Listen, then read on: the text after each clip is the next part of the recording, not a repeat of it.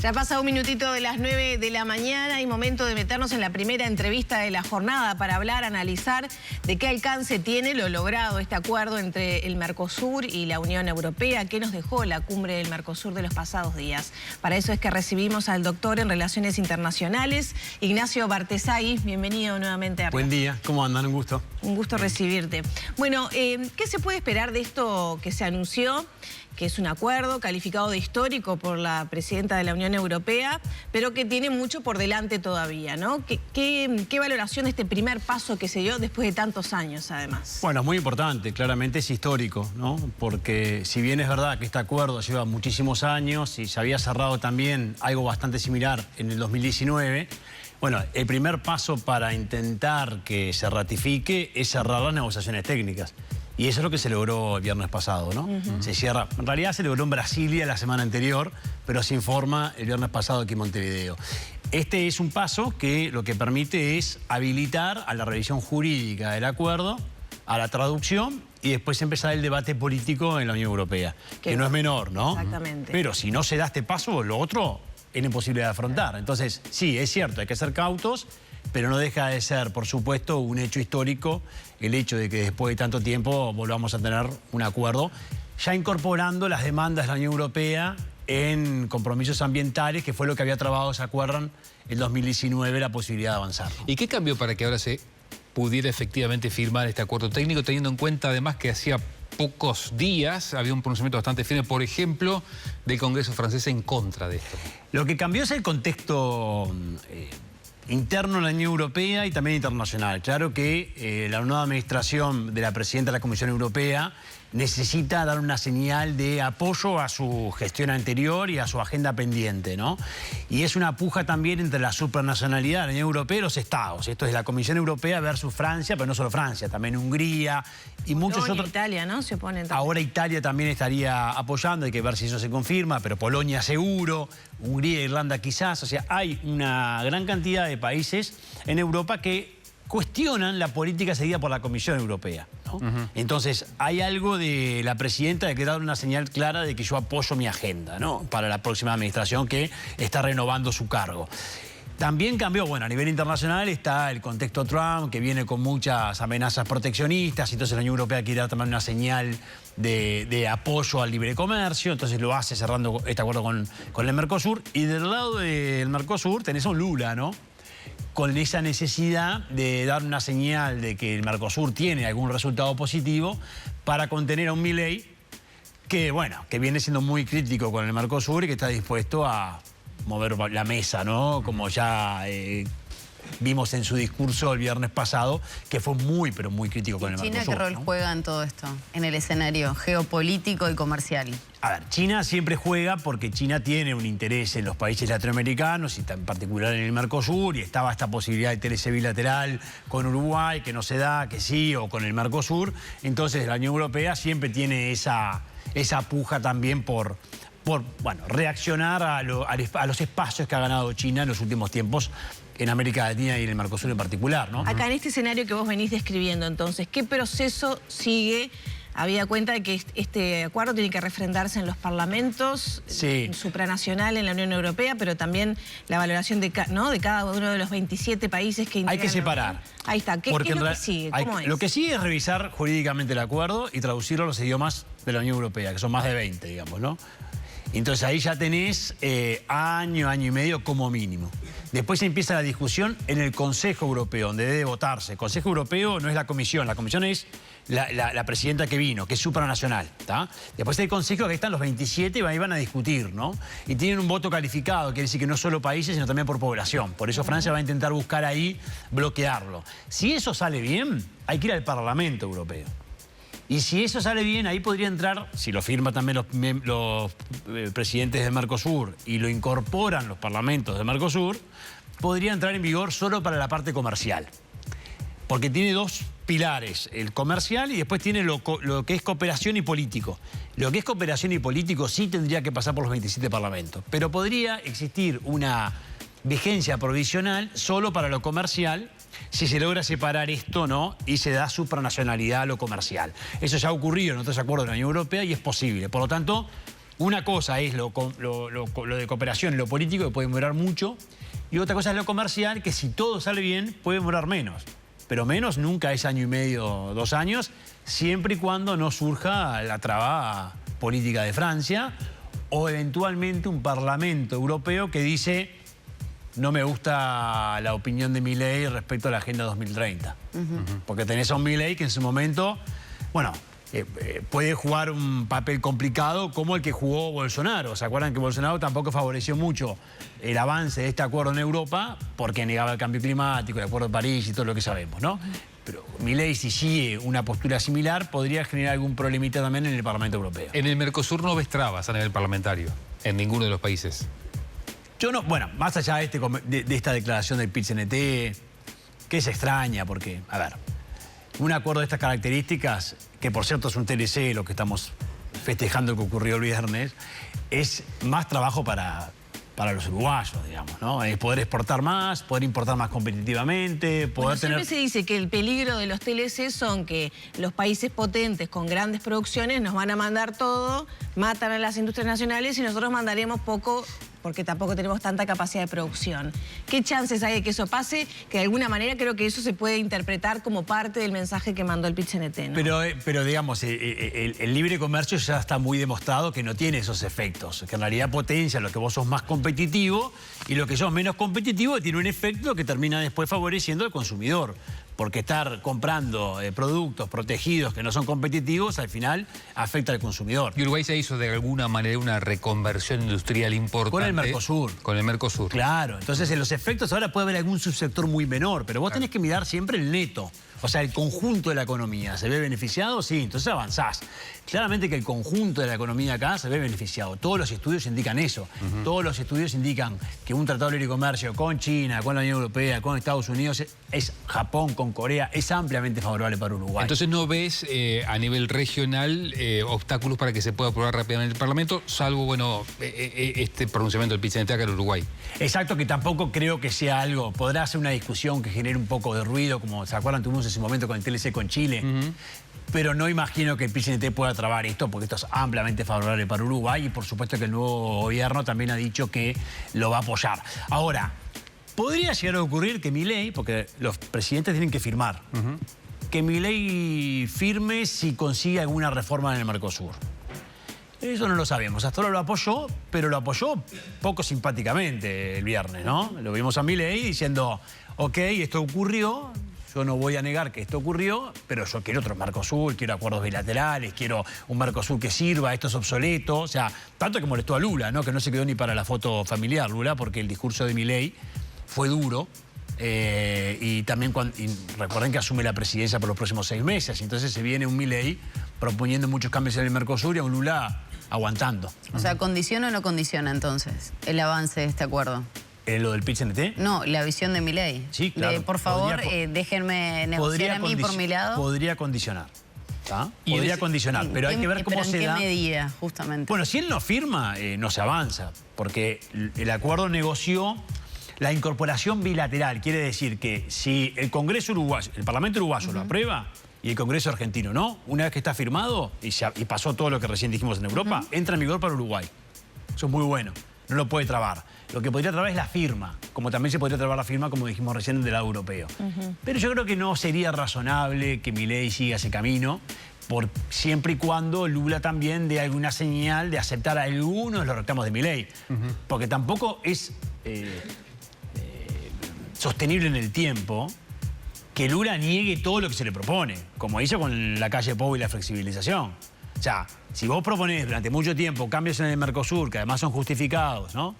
Que precisás una flexibilización, precisás un cambio, y todos no, el Mercosur está bárbaro. Bueno, en algún momento tenés un quiebre. La propuesta, y sobre todo con la visión de Argentina, era avancemos pero en bloque. No cada uno negocie por su lado, ¿no? La propuesta anterior, de Alberto Fernández, pienso, por ejemplo. Claro, era si avanzamos, avanzamos juntos. Pero no, cada uno no. Es lo mismo que dice Lula. Por eso digo, es lo mismo que dice Paraguay. No es lo que decía la calle Pou y no es lo que dice hoy Milei. Bueno, ahora, obviamente, Orsi va a cambiar. Orsi, claramente ya las señales que ha dado es que va a estar de acuerdo con lo que dice Lula, no con lo que dice Milei. Pero la pregunta es, ¿Es sostenible que se le diga, porque Milei no se va pasado mañana, le queda un tiempo, ¿no? Entonces, ¿es sostenible que si le sigas diciendo a Milei que no a todo? Te puede llegar a complicar, porque no se olviden que Argentina y Brasil son el Mercosur, ¿no? O sea, siempre decimos que Brasil es el 70% del Mercosur, pero solo no, es con Argentina. Argentina es un socio muy relevante para el Mercosur. Entonces, y Milei tiene su estilo, sus particularidades, entonces yo creo que Lula tiene que por lo menos cambiar la actitud de dar paso a una discusión, por lo menos. Igualmente la economía argentina le va a pedir a Milei que se avance un poco en la Unión Europea, ¿no? La misma interna. Yo creo que industrial, sí. Comercial, por eso digo económica. que si él está hablando de que la libertad y los acuerdos comerciales no tendría sentido que no Que se firme. negara eso. Lo puede usar como moneda de cambio, pero tiene sus limitaciones porque, claro, si esta es una zona libre de comercio que puede entrar en vigor, que va a favorecer a muchos exportadores argentinos, ¿cómo le vas a decir que no? No, le Ignacio, tendrás que decir que sí y seguir adelante con tu propuesta de flexibilización. Te quería preguntar a propósito de esto que dijo Milei tan duro en su discurso, de la necesidad de ayornar el Mercosur y de que exista si funciona. ¿Cuán funcional es a los intereses de Uruguay según la postura del gobierno saliente, ¿no? Recordemos que la calle Pou había hecho un planteo en otro tono similar, algo que también estuvo mencionado en las palabras de la calle Pou ahora. ¿Cuán funcional son esos intereses? Y Milei queda un poco solo, ¿no? Porque está claro que Orsi va a tener una posición mucho más alineada a Brasil y a Lula. Creo que quedó muy claro con esa visita tan repentina que hizo, que podría haber esperado un poco, reunirse aquí en Montevideo o esperar a asumir. Creo que lo que quiere dar el próximo presidente es una señal muy clara de hacia dónde va a ir, ¿no? Y además las declaraciones de algunos de sus asesores me parece que dejan muy claro que vamos hacia un regionalismo, hacia Brasil en el centro, ¿no? Hasta con esas frases hasta un poco extrañas de que Brasil es nuestra China, ¿no? Creo que ahí hay alguna confusión, mucha cosa mezclada, pero bueno, es la posición del próximo gobierno. ¿Advertís algunos entonces errores en las primeras movidas de concierto internacional que hace el gobierno electo? Sí, y sí, yo te diría que sí, que errores de visión, porque vos no podés decir que los TLCs están pasados de moda y después salir a festejar el TLC del viernes pasado. Porque se le dice acuerdo de asociación, o en este caso tiene un nombre en inglés, Women Partnership, no sé, ¿no? Pero es un TLC. Lo que estamos peleando con la Unión Europea, que es bajar aranceles para nuestras exportaciones, ¿o no? ¿Eso qué es? Un TLC. Y entonces después planteas toda una discusión que no tiene ningún sentido de que los TLC ya no están de moda. No, los TLC no están de moda en Estados Unidos. Los TLC están de moda en la Unión Europea, están de moda en China, están de moda en muchos otros países asiáticos. Están de moda. O sea, recientemente hasta el propio Chile, que ya tiene muchísimos TLCs, abrió una nueva negociación con Filipinas. O sea, entonces, esa visión de decir, me voy solo con Brasil y yo voy a apostar al Mercosur y a la región porque Brasil me puede dar mucho más, y esa visión de los TLC ya no sirve, y esa visión de decir que lo que se hizo con China vinculado con el TLC es una tontería, para mí sí son errores. Y además, son errores que, a ver, no se los adjudico al presidente electo, porque parto de la base que no maneja estos temas. Se los adjudico a los asesores del presidente electo. Y ahí además entendés un error de estrategia en el sentido de que Orsi va a tener que convivir más tiempo con Milei que con Lula, en función de que Lula termine su mandato bastante antes que Milei. Hasta ahora ha sido muy cauto Orsi con Milei, ¿no? En las declaraciones, que eso es lo positivo. La tentación que puede llevar y que me parece que se puede dejar llevar adelante Orsi por Lula es un Milei enfrentado con Lula, ya lo vimos varias veces, que eso se va a potenciar además en esta relación que va a tener Milei con Trump, que incomoda tanto el liderazgo de Lula. Pues es un Milei que se para diciendo yo me relaciono directamente con la primera potencia a nivel mundial. Y seguramente vamos a tenerlo a Trump bailando tango en Buenos Aires, digamos, ¿no? Todo esto es incómodo para Brasil. Y eso puede potenciar a un Orsi que se deje llevar un poco por esta situación más política y le cueste aprovechar lo que nos sirve de Milei. Pues yo les hago una pregunta. Si Milei avanza no está para mí arriba de la mesa esa posibilidad. Pero si Milei logra un TLC con Estados Unidos, ¿qué hace Uruguay? ¿Qué debería hacer Uruguay? Pero ¿qué dice el sentido común que debería hacer Uruguay? Tirarse a esa piscina del TLC con Estados Unidos. Pero claro, si te parás desde un lugar ideológico, dogmático, ¿qué vas a decir? Es Milei, es Trump. Y Lula no me lo permite en el Mercosur, entonces yo no voy a llevar esa...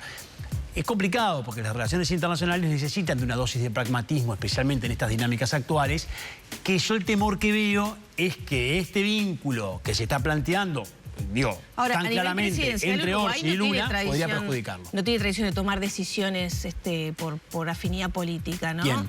Uruguay, Ajá. a nivel presidencial. Después en los parlamentos pudo haber otra discusión, pero no tiene demasiada tradición de no porque no coincido con el signo político. Al contrario, Uruguay siempre fue neutral ¿o no?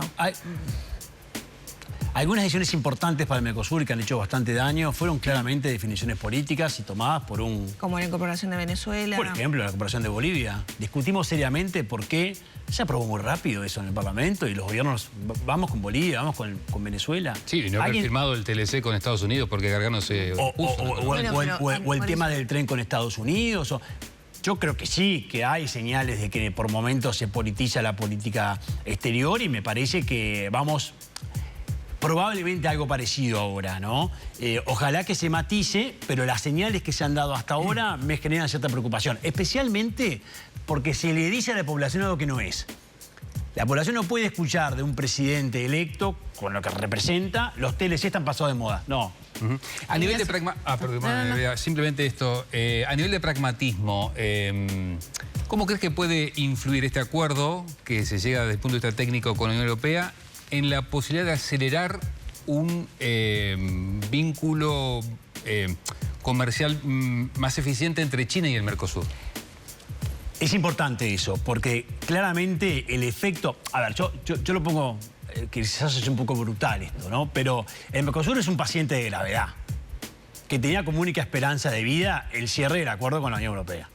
Y entonces ahora el Mercosur, ¿qué hizo? Ganó años de vida. Ganó vitalidad, ganó fortaleza. No cabe duda.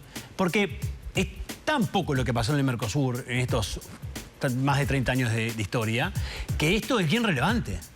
Porque es tan poco lo que tenemos para mostrar de resultados concretos que el cerrar un acuerdo con el primer bloque a nivel mundial, claro, pasás de la Liga B a la Liga A de fútbol mundial. Por más que es un acuerdo más diluido que el que tenemos que haber cerrado, que es tarde, que demoró, que hay menos para repartir. Entonces, eso genera un efecto en las negociaciones en curso, porque vos tenés el EFTA, que son los países europeos que no están en la Unión Europea, que va a apurar el cerrar. Tenés una negociación con Canadá en curso que le va a interesar ahora porque ahora está en la Unión Europea. Tenés a un Corea del Sur que tiene paralizado el acuerdo con el Mercosur porque puede decir, ahora me interesa. Tenés a un China que puede empezar a presionar un poquito más porque ahora es la Unión Europea.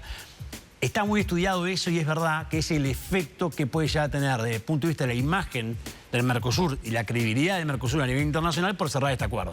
Ahora, hay que ver si entra en vigor. Claro. Pero ya solo la señal de anunciar lo que se cerró y que haya sido una cumbre aquí en Montevideo con la presencia de la presidenta de la Comisión Europea, es una señal que a nivel internacional, sí, Ignacio, es muy quiero positiva. retomar un poquito lo que mencionabas respecto a este comunicado que saca el PIT-CNT, ¿no? Cuestionando, manifestándose en contra.